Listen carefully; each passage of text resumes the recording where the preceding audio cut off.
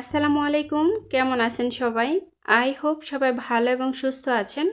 আমিও আলহামদুলিল্লাহ ভীষণ ভালো আছি। চলে এসেছি আপনাদের মাঝে নতুন আরেকটি ভিডিও নিয়ে। আশা করি আজকের ভিডিওটিও আপনাদের কাছে অনেক ভালো লাগবে। আমি একজন গ্রামের মেয়ে। আমি সকালবেলা ঘুম থেকে ওঠার পর কি কাজ করি সেটাই মূলত আপনাদের সাথে শেয়ার করা। তো আজকের ভিডিওটা কিন্তু সকাল থেকে শুরু করিনি। সকালবেলা দেখা যায় নাস্তা তৈরি করা হয়, বিভিন্ন ধরনের কাজ করা হয়।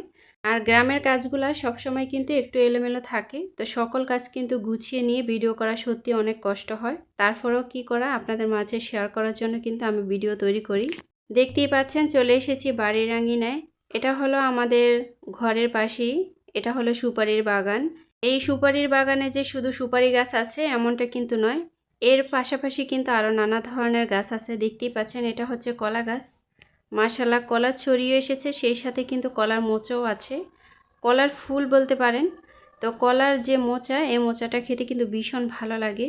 অনেকে দেখি যে এটা রান্না করে খায়, আবার অনেকে ভর্তা তৈরি করে খায়। তো যার যেরকম ভালো লাগে। তো আজকে মূলত এখানে এসেছি এই কলার মোচা নেওয়ার জন্য। বাড়ির আঙ্গিনায় মাঝে মাঝে কিন্তু একটু ঘুরে দেখতে হয়, দেখা যায় কোথাও কলার ছড়ি পেকে আছে, কোথাও মোচা আছে, বা কোথাও সুপারি আছে, বা কোথাও আম পড়ে আছে, বা নারিকেল পড়ে আছে, এভাবেই। তো আমার কিন্তু প্রত্যেক সপ্তাহে একবার করে হলেও কিন্তু বাড়ির আঙ্গিনায় একটু ঘুরতে হয়, যেহেতু দেখাশোনা করার জন্য বাড়িতে আমি ছাড়া কেউ নেই। আমার হাজব্যান্ড যখন বাড়িতে ছিল সে কিন্তু সব কিছু দেখে শুনে রাখতো। তো সে আর এখন আর নেই, যার কারণে কিন্তু সব কিছু আমার দেখতে হয়। একা হাতে সংসার গুছানো, রান্নাবান্না, বাচ্চাদের যত ঝামেলা আছে সকল ঝামেলা মিটিয়ে আবার বাড়ির আঙ্গিনার আশপাশ ঘুরে দেখা, কোথাও কোনো সমস্যা হয়েছে কিনা, সব কিছু কিন্তু একাই করতে হয়। কলার মোচা তো নিয়েছি, এর পাশাপাশি কিন্তু কলাও নিয়ে নিব। যেহেতু ভর্তা মাখাবো, তাহলে সব কিছু মিক্স করে যখন ভর্তাটা মাখাবো খেতে কিন্তু ভীষণ মজার হয়। আমার বাড়ি যেহেতু গ্রামে, আমার কিন্তু কখনো কোনো কিছু কিনতে হয় না। যেটা সবচেয়ে বেশি প্রয়োজন সেটা কিন্তু কিনে আনি। এছাড়া আমার বাড়ি থেকেই কিন্তু আমি অনেক চাহিদা পূরণ করতে পারি। একজন প্রবাসী স্বামীর বউ হয়ে সত্যি কিন্তু আমি অনেক কষ্ট করি। অনেকের স্বামী প্রবাসী থাকলে অনেকে দেখি যে খুব সুন্দর বিলাসবহুল জীবনযাপন করে, সেটা কিন্তু আমার হয় না। হয় নাই তাতে কি হয়েছে, যেভাবে আছি আলহামদুলিল্লাহ।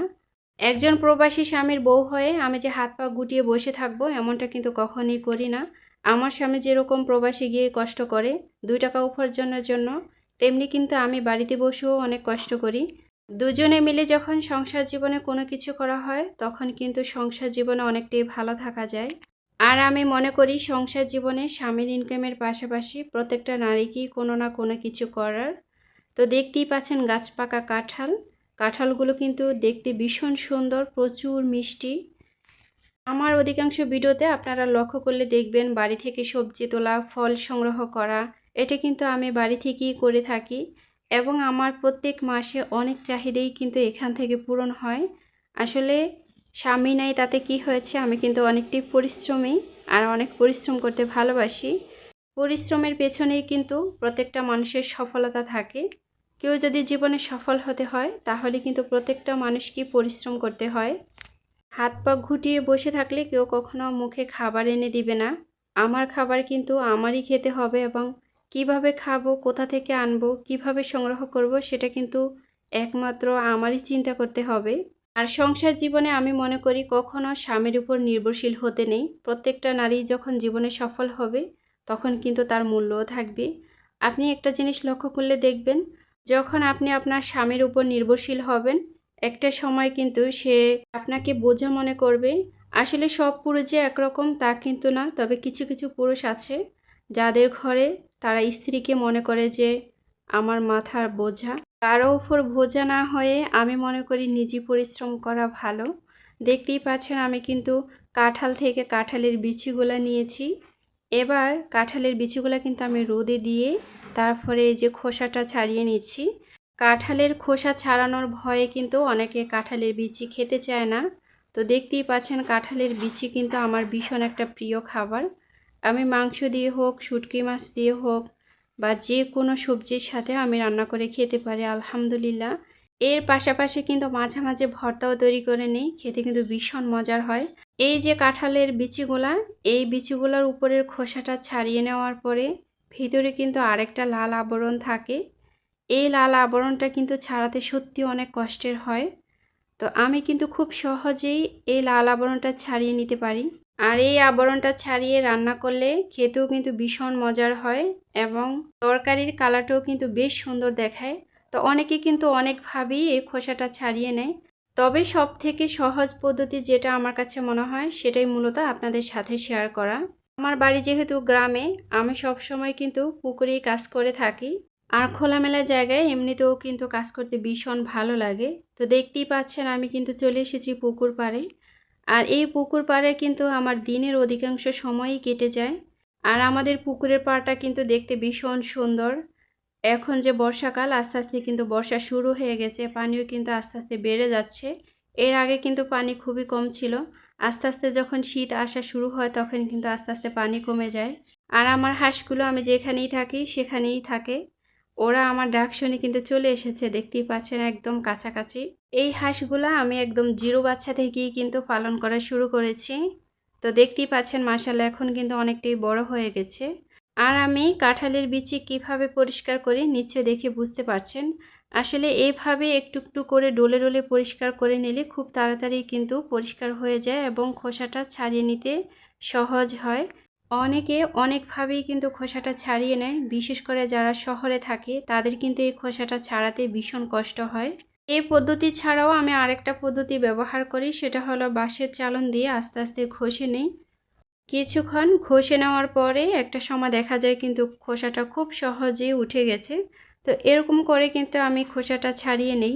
রান্নাঘরে আমরা যখন রান্না করতে যাই আমার কাছে মনে হয় খুব ঝটপট করে রান্নাটা করে নিলে অনেকটা শান্তি পাওয়া যায়, কারণ রান্নাটা হচ্ছে সংসার জীবনের মূল একটা অংশ। প্রত্যেকটা গৃহিণীকে কিন্তু প্রতিদিনই রান্না করতে হয়, রান্না ছাড়া কিন্তু কোনো মুক্তি নেই। তো রান্নাঘরের কাজ সহজ করতে আমার কাছে মনে হয় এই পদ্ধতিটা ব্যবহার করলে অনেকটাই ভালো হয়, সময়ও বেঁচে যাবে, সেই সাথে কিন্তু রান্নাও খুব তাড়াতাড়ি হবে। দেখতেই পাচ্ছেন আমার কিন্তু খোসাটা ছাড়িয়ে নেওয়া হয়ে গেছে। আর আমি কিন্তু খুব সহজেই ছাড়াতে পেরেছি, মাত্র 5 মিনিট সময় লেগেছে। ভিডিওতে হয়তো ওইভাবে শেয়ার করতে পারি না, কিন্তু আপনাদের বোঝানোর সুবিধার্থে কিন্তু বলে দিয়েছি যে আমার কতক্ষণ সময় লেগেছে। এইভাবে করে চাইলে কিন্তু আপনারাও ট্রাই করতে পারেন, দেখবেন খুব সহজে আপনারা এই খোসাটা ছাড়িয়ে নিতে পারেন। আর এখন তো কাঁঠালের সিজন, কম বেশি সবার ঘরেই কিন্তু কাঁঠাল থাকবে, কাঁঠালের বিচি থাকবে। অনেকে কিন্তু এই কষ্টের জন্য কাঁঠালের বিচি খেতে চায় না। আমি মনে করি সংসার জীবনে এটাও কিন্তু একটা অপচয়। আমি আমার ব্যক্তি জীবনের কথা বলছি, আমি আমার সংসার জীবনে কখনো কোনো কিছু নষ্ট হতে দেই না। যেহেতু সংসারটা আমার, সংসারটা কিভাবে উন্নত হওয়া যায় ওই চেষ্টাই করে থাকি।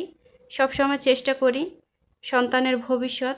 তো সন্তানের ভবিষ্যতের দিকে তাকালে অনেক সময় কিন্তু সংসার জীবনে অনেক কষ্ট করতে হয়। দেখতেই পাচ্ছেন আমার হাঁসগুলো এত দৌড়াদৌড়ি করে, ওরা কিন্তু খুবই মজা করে। পুকুরে আসলে কিন্তু এরকমটাই করে থাকে, সব সময় ডুবে ডুবে শামুক খায়। এর পাশাপাশি কিন্তু ছোট ছোট যে মাছগুলো, ওই মাছগুলোও খেয়ে থাকে। আর প্রাকৃতিক বা ন্যাচারাল খাবার দিয়ে যদি হাঁস মুরগি পালন করা হয় তাহলে কিন্তু হাঁস বা মুরগির গ্রোথ অনেকটাই ভালো থাকে। আমি যেহেতু দুপুরবেলা রান্না করি, দুপুরবেলা কিন্তু প্রচুর গরম থাকে। এখন তো লেবুর সিজন, মাশাআল্লাহ আমাদের বাড়িতে কিন্তু লেবু গাছও আছে। যারা আমার নিয়মিত ভিডিওগুলো দেখেন তারা হয়তো বা জানেন। তো গাছ থেকে কিন্তু লেবু এনেছিলাম 2টা, যেহেতু প্রচুর গরম। তবে এই লেবুর সেন্ট কিন্তু খুবই সুন্দর, তবে ভিতরে কিন্তু অনেক বিচি থাকে। তো বিচিগুলো ফেলে যদি একটু শরবত তৈরি করা হয় খেতে কিন্তু খারাপ না, ভীষণ ভালো লাগে।